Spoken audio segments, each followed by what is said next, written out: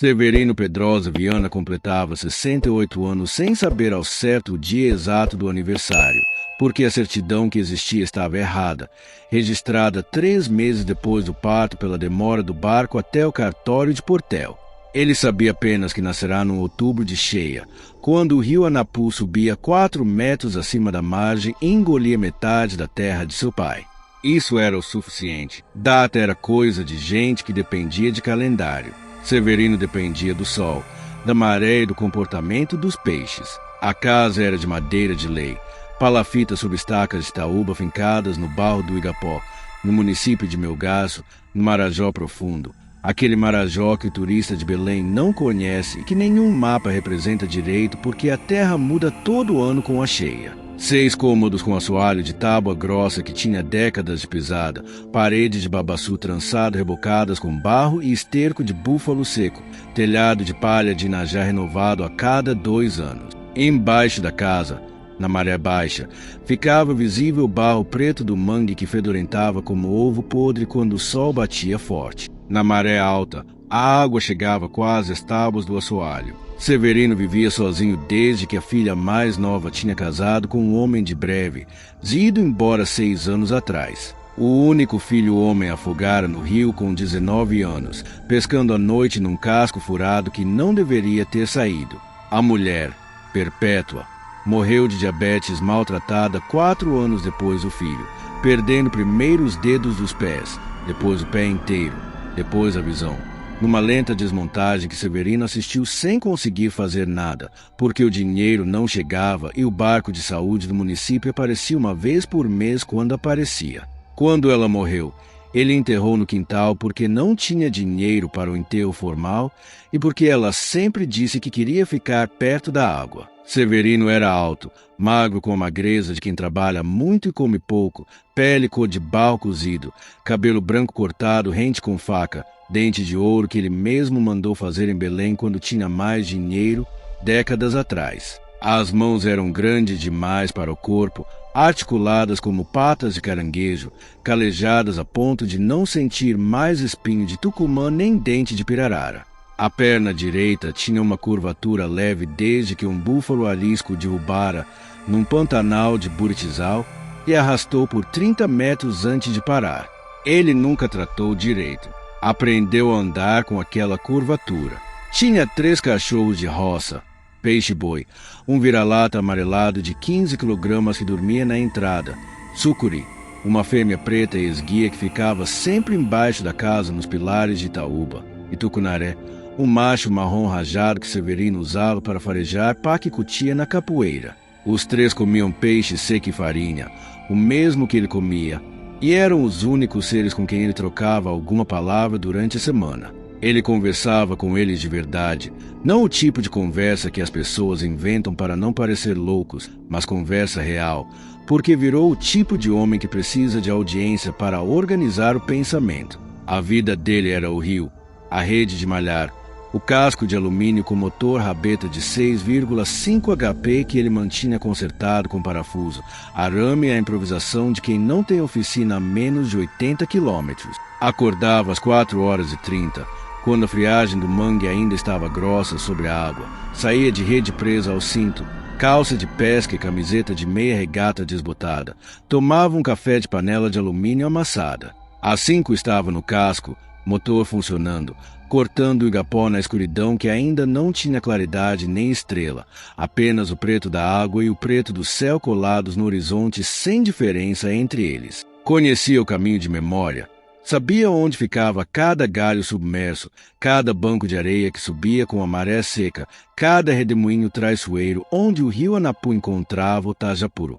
Pescava de rede de malhadeira, tirava siri com ratoeira de arame, coletava caranguejo no mangue nos dias de maré baixa de manhã cedo, quando eles ficavam lentos com o frio. Levava o pescado para a cidade de barco uma vez por semana, a 3 horas de viagem. Vendia no porto de Melgaço a preço de atacado para um atravessador chamado Doca que ficava sempre com a maior parte do lucro, mas era o único comprador. Voltava com arroz, sal, querosene, fósforo, linha de pesca, anzol e cigarro barato que ele fumava de noite sentado na beira da palafita com os pés pendurados sobre a água escura. A região era isolada de um jeito diferente de sério, diferente do isolamento da Caatinga ou do Cerrado, onde pelo menos existe estrada de terra. Ali não existia estrada nenhuma, só rio, igarapé, igapó e floresta de várzea que ficava submersa 6 meses por ano. O vizinho mais próximo era o seu Raimundinho, um pescador mais velho que ele que vivia num braço do igarapé a 2 quilômetros e com quem Severino trocava sinal de mão quando os cascos se cruzavam, raramente mais que isso. Havia uma comunidade ribeirinha a 14 quilômetros rio abaixo, com escola, posto de saúde sem médico e um gerador que funcionava 3 horas por noite. Severino ia lá em festas juninas e no círio que a comunidade fazia em outubro. Fora isso, ficava no seu trecho de rio como se o resto do mundo fosse coisa que existia para outras pessoas. Conhecia a floresta do Igapó como conhecia o interior das próprias pálpebras. Sabia que o boto vermelho aparecia perto da foz do Igarapé entre setembro e novembro. Sabia onde a lontra construía toca nas raízes de seriga. Sabia qual árvore a cutia usava para se orientar e qual caminho a anta percorria de madrugada para chegar na água. Sabia ler o comportamento dos peixes pela cor da água, pelo movimento da superfície, pelo jeito que os matim pescadores mergulhavam. Sabia que quando os morcegos voltavam cedo da caça, chuva forte chegava em 2 horas. Sabia que quando o jacaré saía da beira e sumia para o fundo do Igapó, algo grande estava se movendo pela água. Tinha aprendido tudo isso sem livro, sem professor, apenas com décadas de atenção ao mesmo lugar. Julho de 2019 tinha chegado com a seca antecipada, o rio descendo semanas antes do previsto, revelando o banco de barro onde Severino nunca tinha visto chão.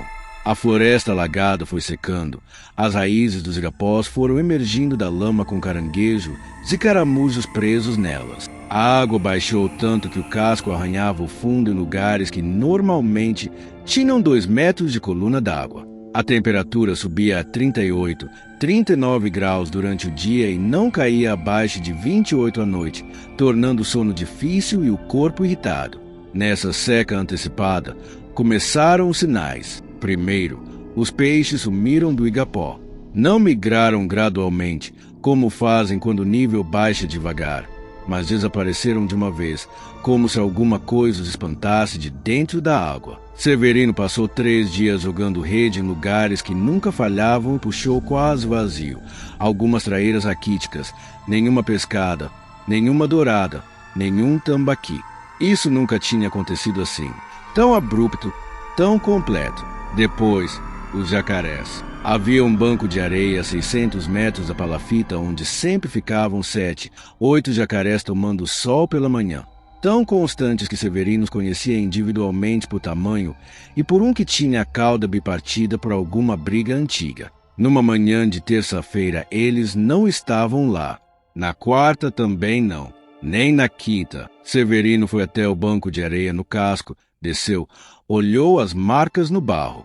Os jacarés tinham saído pela areia em direção à floresta, o que era comportamento completamente errado. Jacaré não entra em floresta seca sem ser forçado.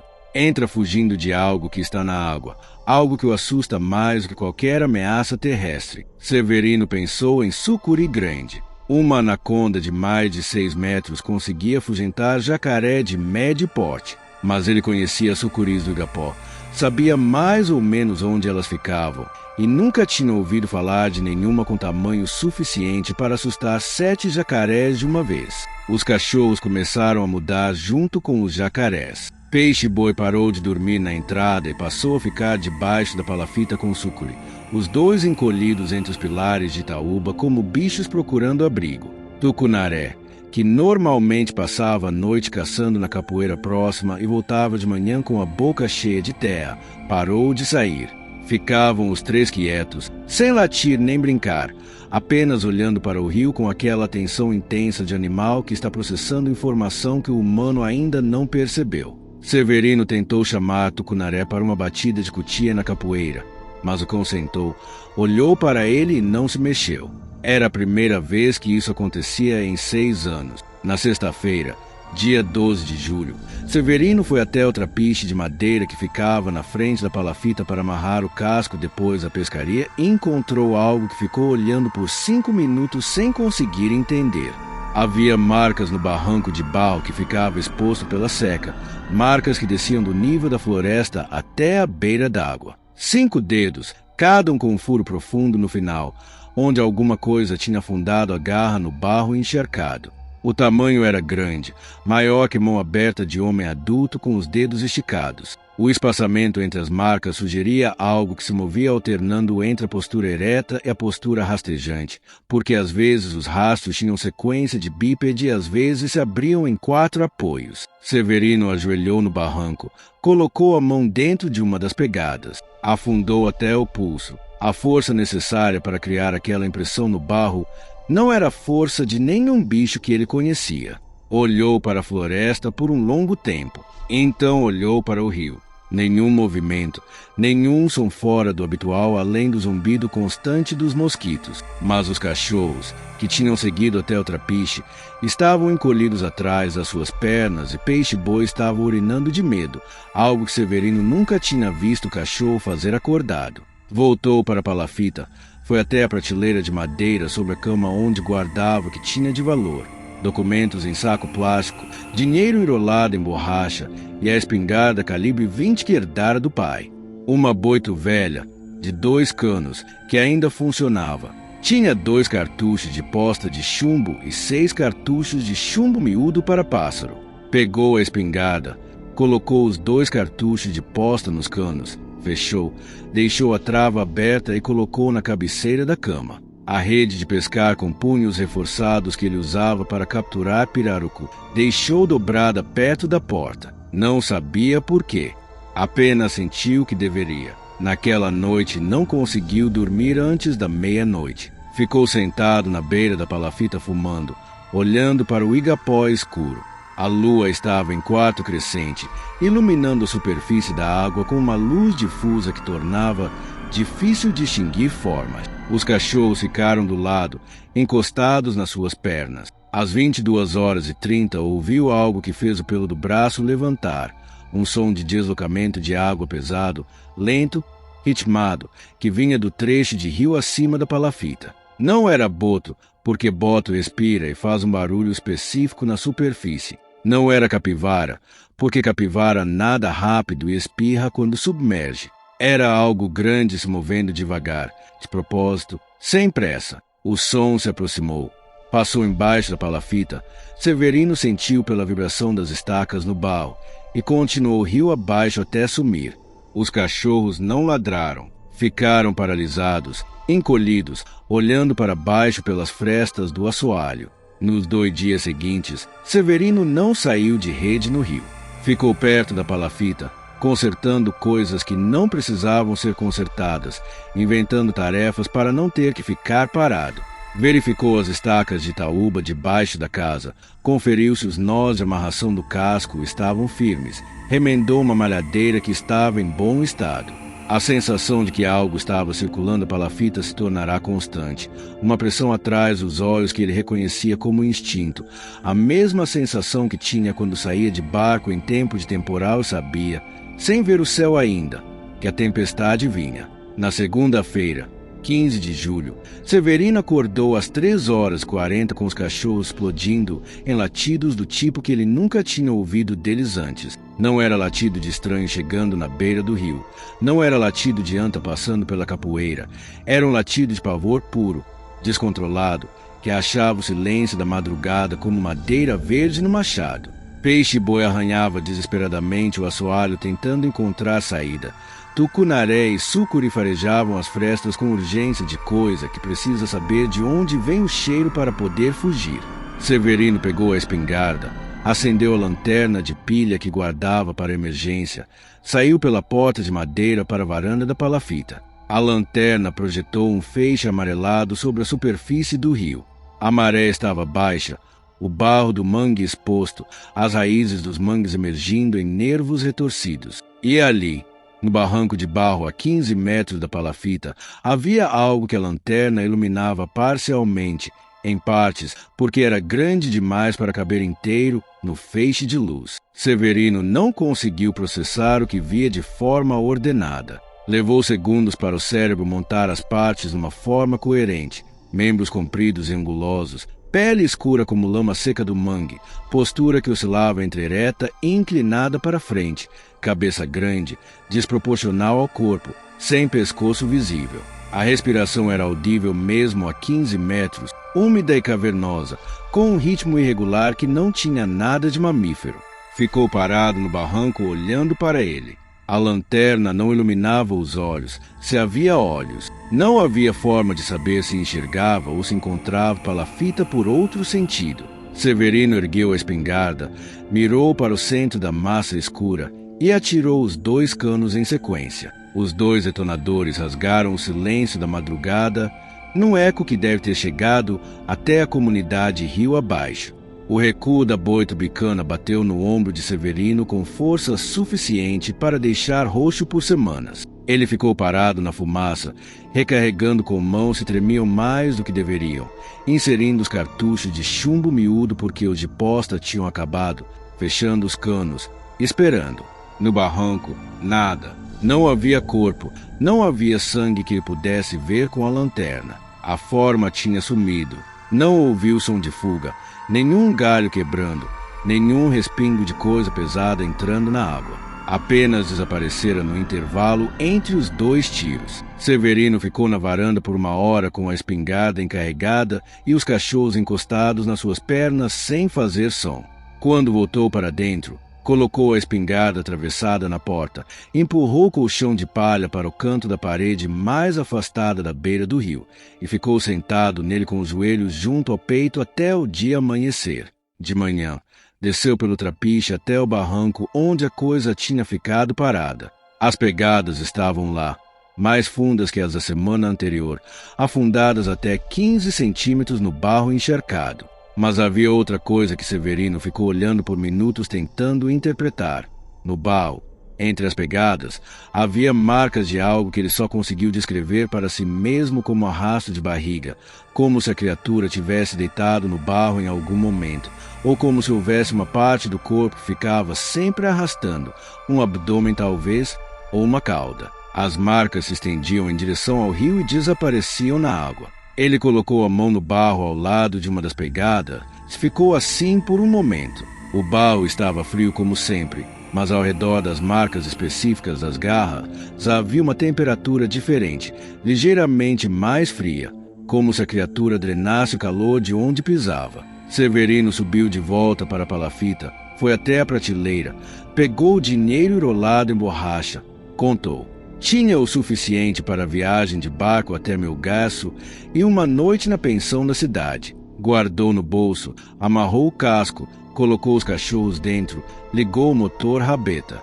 Mas ao chegar na curva do Igarapé, onde o rio se abre e se consegue ver a palafita de longe, ele parou o motor e ficou olhando para trás. A casa de madeira sobre os pilares de Itaúba, o trapiche velho, a beira de mangue com as raízes expostas pela seca. Seu pai tinha construído aquela palafita. Seu filho tinha aprendido a pescar naquele trapiche. Perpétua estava enterrada no quintal de terra acima da linha do mangue. Ele ficou ali parado com o motor desligado por um tempo que não soube medir. Os cachorros farejavam o ar na proa. O rio corria em silêncio ao redor do casco. Então deu a partida, virou a proa para baixo do rio e acelerou. Chegou em Melgaço de tarde. Amarrou o casco no porto, foi direto até a delegacia. Pediu para falar com alguém. O delegado que o atendeu tinha no máximo 30 anos, rosto de quem veio de Belém e ainda estava se acostumando com o calor, e olhou para Severino com a expressão educada de quem está prestes a não acreditar em nada. Severino não falou de criatura. Falou apenas que havia sido atacado à noite, que atirou no atacante, que não sabia se acertou, que havia rastros no barro.